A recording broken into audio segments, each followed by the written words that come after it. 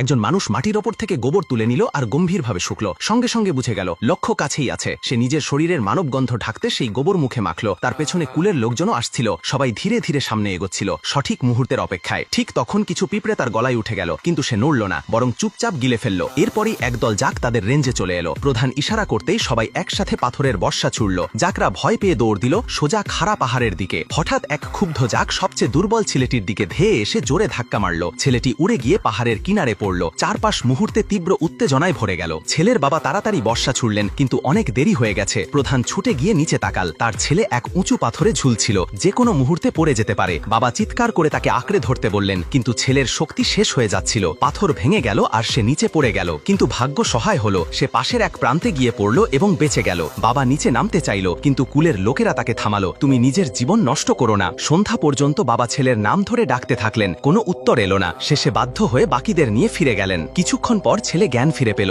এক শকুনের ডাক শুনে চোখ খুলল। দেখল সে এক বিপজ্জনক পাহাড়ে আটকে আছে। সে চিৎকার করল, বাবা, কিন্তু চারিদিকে নীরবতা। সে বুঝল বসে থাকলে মৃত্যু অবধারিত। সে নিচে নামার চেষ্টা করল, কিন্তু হঠাৎ থেমে গেল। শেষ ভরসা এক ফাটল ধরে ঝুলতে লাগলো। এ সময় বৃষ্টি শুরু হলো। ঠান্ডা হাওয়া, ভেজা শরীর, ক্ষুধা আর দুর্বলতায় জর্জরিত হলেও সে হাল ছাড়ল না। বৃষ্টি জমে নিচে পানি হলো। সে সাহস করে নিজেকে ছেড়ে দিল নিচে। চেতনা ফেরার পর দেখল তার গোড়ালি ভেঙে গেছে। যন্ত্রণা আর ক্ষুধা তাকে ভাঙছিল, তবুও সে হাল ছাড়ল না। পাথর দিয়ে নিজের হাড় বেঁধে নিল এবং খুঁড়িয়ে এগোতে লাগলো। শেষে সে বাবার তৈরি করা নিজেরই কবর দেখতে পেল। তার হৃদয় ভেঙে গেল। সে একা, না কুল, না বাবা, না কোনো পথ। ঠিক তখন দূরে একদল নেকড়ে গর্জন করতে লাগলো। সে বুঝলো এখন থামার সময় নেই। দৌড়ে গিয়ে এক শুকনো গাছে উঠে রাত কাটালো। পরদিন সকালে পানি তুলতে গিয়ে নেকড়েরা আবার তাকে দেখে ফেললো। সে দৌড়ে আবার গাছে উঠল। ভয় কাটার বের করে এক নেকড়ের ওপর আঘাত করলো। কোনোভাবে বেঁচে গেল। বাকিরা পালিয়ে গেল, কিন্তু এক নেকড়ে মাটিতে পড়ে রইল। আহত ছেলে ধীরে ধীরে তার কাছে গেল। বর্ষা তুলল, মারতে যাচ্ছিল, কিন্তু নিজেকে থামালো। সে তো সেই একই ছেলে যে কোনোদিন এক বুনো শুকরকেও হত্যা করতে পারেনি। সে নেকড়ের মুখ দড়ি দিয়ে বেঁধে তাকে নদীর ধারে নিয়ে এলো।